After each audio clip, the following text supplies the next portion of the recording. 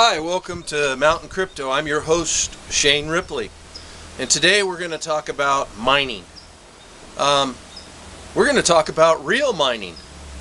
But first we'll talk a little bit about what I'm doing, what I'm mining, some of the junk I'm fooling around with to try and earn a little bit of Litecoin, Bitcoin, things of that nature. Also, I have a Skycoin miner that I'm starting to build.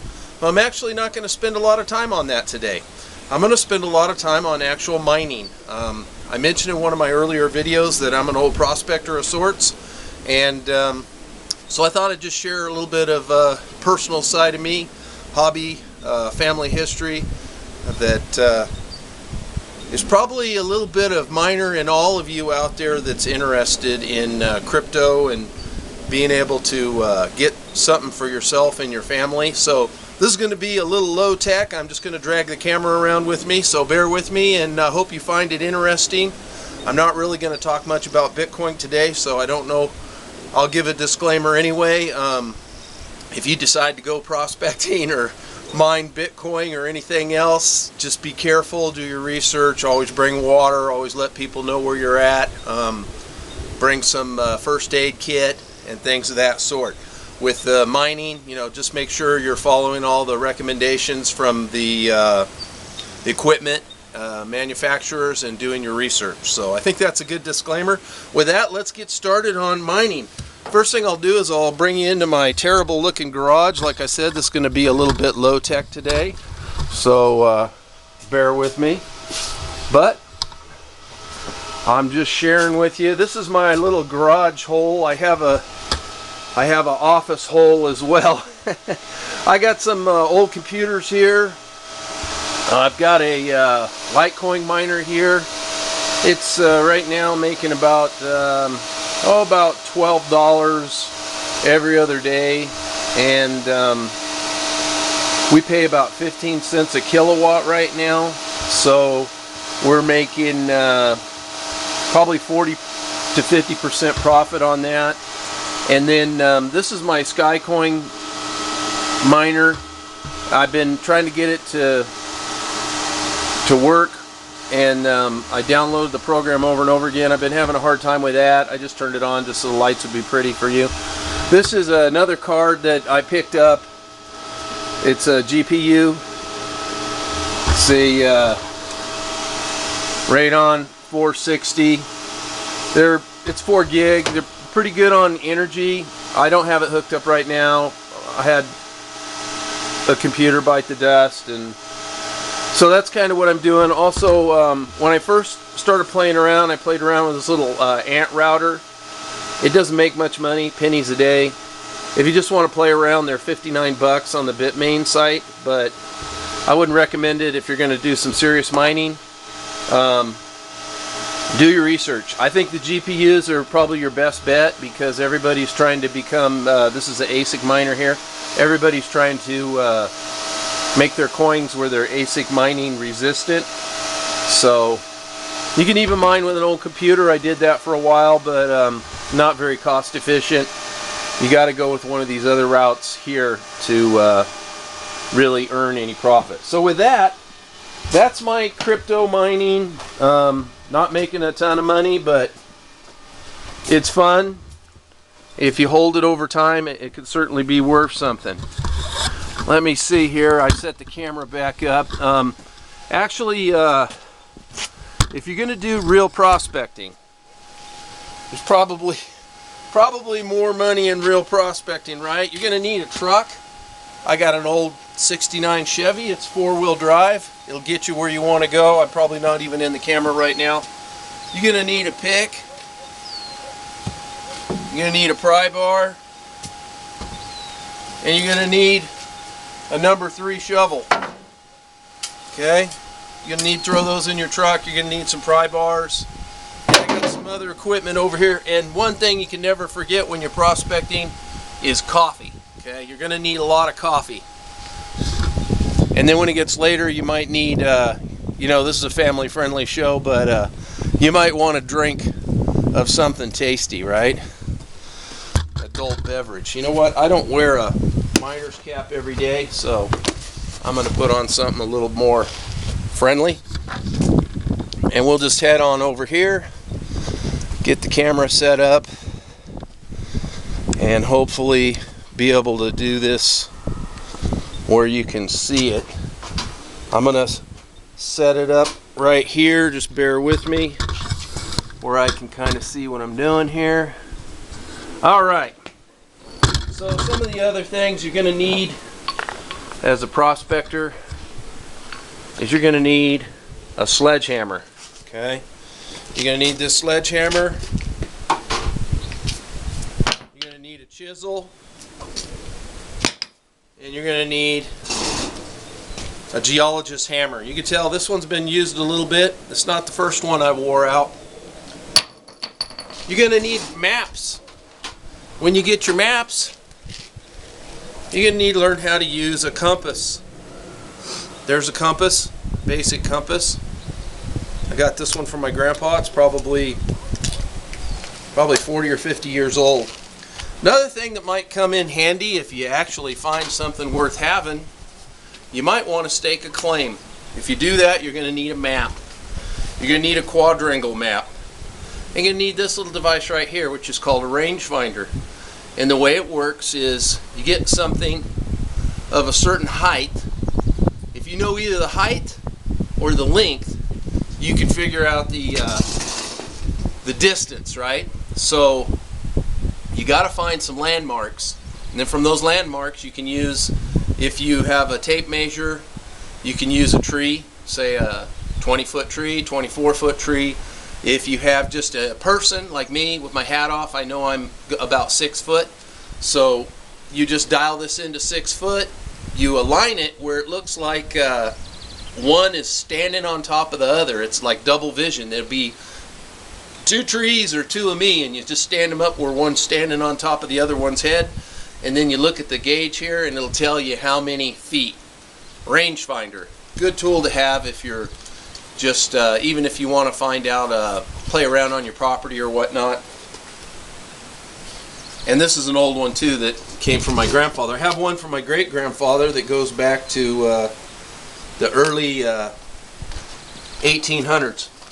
One of the other things you're going to need when you're prospecting, you're going to need some good gloves.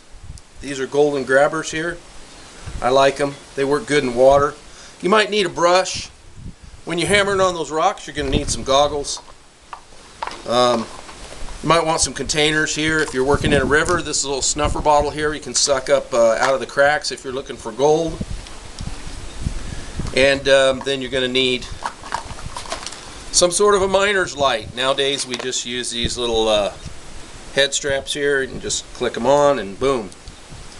Got a nice LED light to see in caves. If you're going to go into caves, just beware. It's very dangerous, spelunking and such.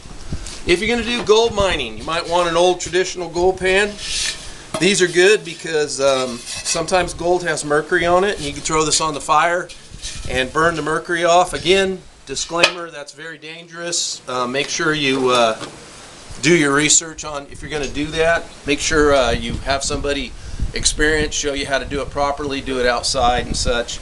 You got a classifier here, so if you're going through rocks in the dirt or in a river, you're going to want to classify it down. This is a more modern type of gold pan here. It has riffles in it to help the gold catch because the gold's heavier. That'll be something you want to use. You want to have a selection of gold pans. This one's my black sand processor. When you go gold mining, if you ever do, you'll find out you get a lot of black sand. If you use metal detector, the plastic grills here are good to filter out stuff, and you can just stick your metal detector over it. Brushes. You need a first aid kit. This is a snake bite kit I keep in my truck called the Extractor. You can see that. And if you get into hard rock mining, you know, you need the hammers and the rocks and the picks. There's non-explosive types of powder that you mix up at this expanding concrete that can break samples apart if you're really serious and you find something good, or you can just do a hammer and a chisel and do it that way. And then when you get your samples, if you think it's an ore, some type of a gold ore or silver ore or platinum ore, you use a mortar and a pestle and you break that up into a powder. And then you can pan it out and see if there's any gold in there, and do like that. This here is an actual gold sample, free gold from gold mine here. See if I can zoom that in. It's from Colorado. Let me see if I can get that in close enough you can see it. That actually has free gold right in it, if you can see it right there. It's a real nice sample. And I have other samples that, like if you're in Southern California, you can actually go up to Big Bear, and there's a place up there called up in Big Bear called the Lucky Baldwin Mine. And I haven't been there in a while, but there used to be the remnants of an old mine shaft. Be careful around old mine shafts. People get killed there all the time. BLM's done a job of closing most of those off and blowing up the entrances so people can't go in them, but there's still a few open. But you can go up to the Lucky Baldwin Mine and pick up these quartz and get a magnifying glass, and you can find little samples that actually have flecks of gold in them, if that's something that you would be, have fun doing. Back in the 60s and 70s, everybody, a lot of people went rock collecting and rock hounding, and it's just part of our human nature. Since the beginning of time, man has picked up shiny objects, colorful objects, and one of the most popular in the Northwest has been turquoise. And I don't know if you can see this ring here, but this is a ring I got from, or actually I made the ring. I did the silversmithing, and the turquoise is from an old prospector who said this is from the Blue Sky Mine. He's very dependable. He was known as the turquoise guy down in San Bernardino County, and he gave me a lot of information on it. Anyway, I might go into that later. We'll see how long this takes. So those are the basic things. You need a map. You need, gold and minerals are usually most likely found where they've been found before. So find a spot, join a mineralogical society or a rock hounding group, and sign up for their field trips and get out in the field if you want to find some of these gemstones. I've been doing it forever. My grandfather did it. My great-grandfather was a prospector. He had gold mines, uranium mine, tungsten mine in Kern County area up in California, north of Bakersfield. And I've had claims in Arizona, up in, oh my gosh, can't even remember. I've had them at several in California, placer mines, and also hard rock mines. And I've also had claims in, not Washington, Idaho. In Idaho, I had a geode. Geodes are rocks that are usually round or, orbicular in shape, and you cut them open, and if it has a cavity in it, sometimes there's crystals or pretty design and stuff. Those are geodes. And a thunder egg is you cut it and it's a solid. There's no cavity, but there's a real pretty design, and that is typically agate type of rock. So let me just share with you some of my gemstones. This, I'm really almost cried about this one. I was up in Calico kicking rocks, and up there is a red agate that everybody looks for, but I found a purple agate up there, and this one I cut it and I polished it. This is called a cabochon, and in the middle you can see this little vug right here. That's called druzy. It's quartz, and there are little crystals in there. They're not super shiny, but when I brought it out today, I dropped it and it broke in half. So I'm just really disappointed because this is a real special piece, but that can actually be repaired. I can actually glue this with special glue, epoxy, and a hardener, and repolish it, and it should be almost as good as new. So that's one thing. Again, sorry for low-level professionalism here. I'm not high-tech on cameras. I got a nice camera though.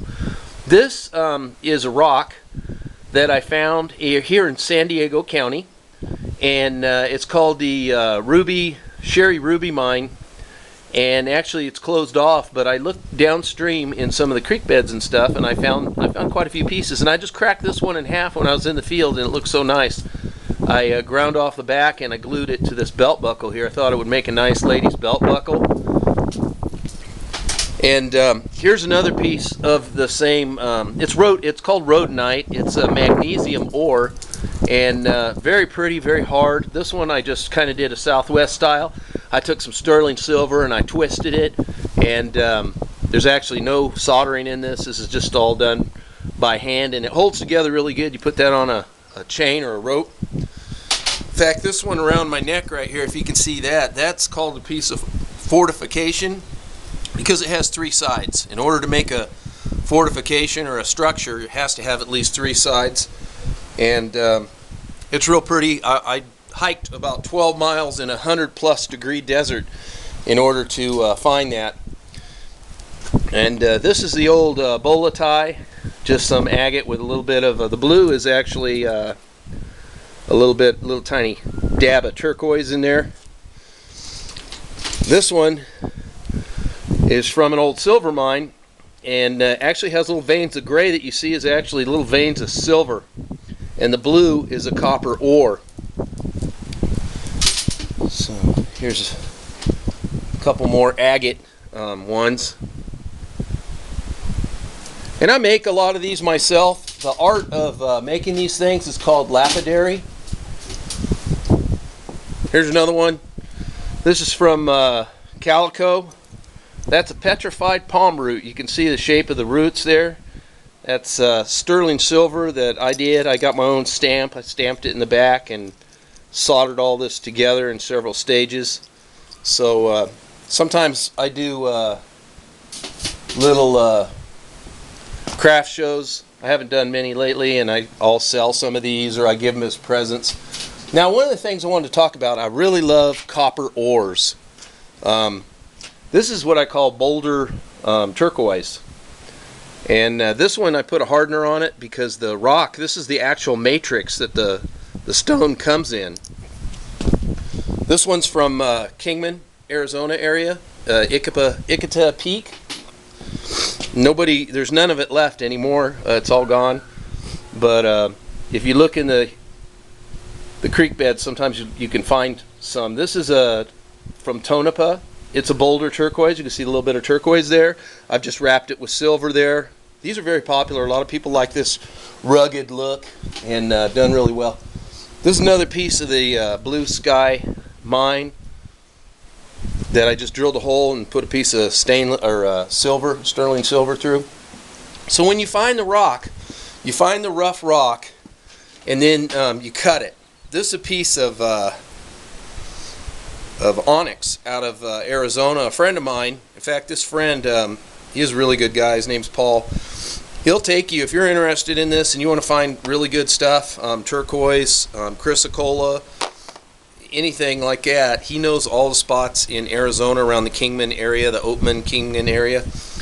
For a fee, he'll take you out and show you spots where you'll actually make your money in the rocks that you find. So if you're interested in that, just give me a tweet or whatever, and I'll hook you up with him. This is a piece of variscite. It's seen with turquoise sometimes in the same areas, but the chemical makeup's a little different. Getting to be pretty expensive. This is chrysocolla from California. Different pieces, and some of them you can see I've kind of cut them. I have a diamond saw. Diamond saw cuts through the rock. Use oil as a lubricant. Cut this one flat so that I can do the next step, which the next step would be I would take this and I would use this hot epoxy and stick it on there where it would look something like this, and then you draw your shape and you start grinding it, and you grind the roundness, and then after that you start doing the edges to make it more round. And that's the process of lapidary, very simply stated. Okay, so turquoise. I love turquoise. I'm going to talk about turquoise because turquoise mining is, I think, the bomb. If there's lots of agate, but you see turquoise and you think, oh wow, that's really pretty, right? That's fake. See this one? It's a piece of plastic. You know, sometimes you see something and you think, oh, is that turquoise? No, that's amnezite. Amnezite comes in blue too. You know, is that turquoise? Nope, that's chrysocolla. So how do you tell it's turquoise? Well, there's a slew of tests that you do to make sure it's not fake. You get an eye for it. I've got turquoise from all over the place. I'll give you a short tour of some of my turquoise. I first fell in love with turquoise when I bought quite a few pieces of turquoise. Everything that's in this hand here is real good rock, real good gemstones, okay, and turquoise. Some of it I got from a guy named Arvid, and some of it I got from a guy named Rudy. And this is actually, this is not turquoise at all. This is called Larimar. It's only found in one place, a little island, and can't remember the exact location, but here's that magnifying glass. This is what you use to look at up close. But this is all fine turquoise from the Southwest. That I mean, a little piece like this, raw turquoise. This stuff is so hard. A lot of turquoise is real soft. It's like chalk. A little piece like this is worth hundreds of dollars. And then once it's completed, you know, it's worth even more. So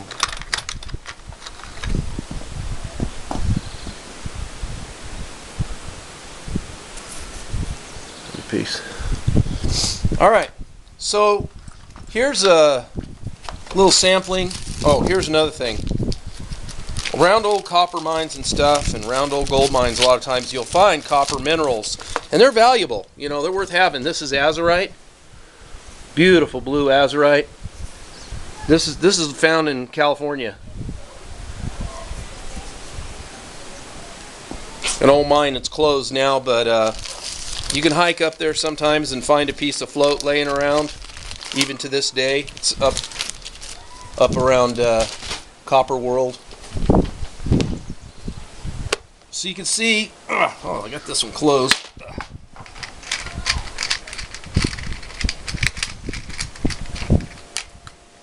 Here's a completed cabochon ready to be set. Some people call that leopard agate.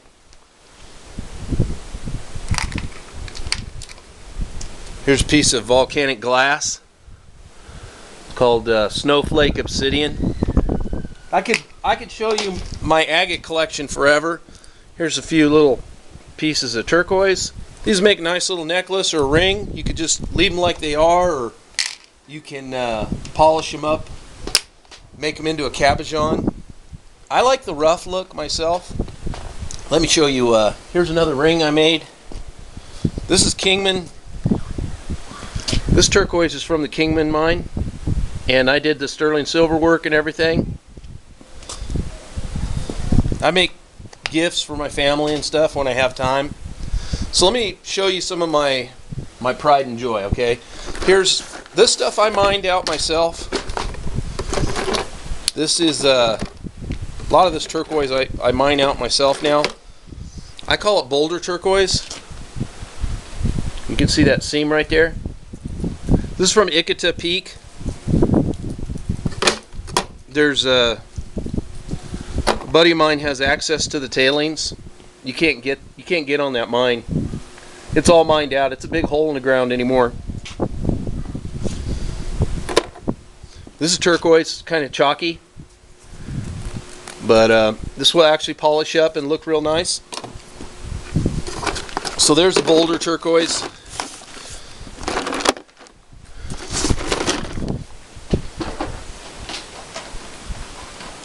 Now, this is where you start to get pieces that, you know, you might want to make jewelry out of. You get pieces like that, pieces like that. You get them wet, and it kind of gives you an idea what they look like once you buff them up a little bit. That's a big turquoise nugget right there. And that will, you know, look just like any other turquoise once it's all polished up. And just be beautiful. This is all Ikita Peak stuff. I mean, these pieces, this one's real blue. Kind of a greenish blue. Kind of see it a little better. I don't know if you can see that in the light. I should have got it in a better light, huh? Like I said, my camera skills are not the best. Alright, so that stuff is very collectible. I'm going to sum this up, summarize. Here's some, this is specialized turquoise from the Kingman mine. I actually bought this stuff. This is natural, untreated, raw turquoise. And this one here, you know, that piece right there is worth several $100s. Here's a piece I started to grind on a little bit. It's got the brown webbing, real pretty. Several other pieces right here. Okay. So I started making a ring for my wife, and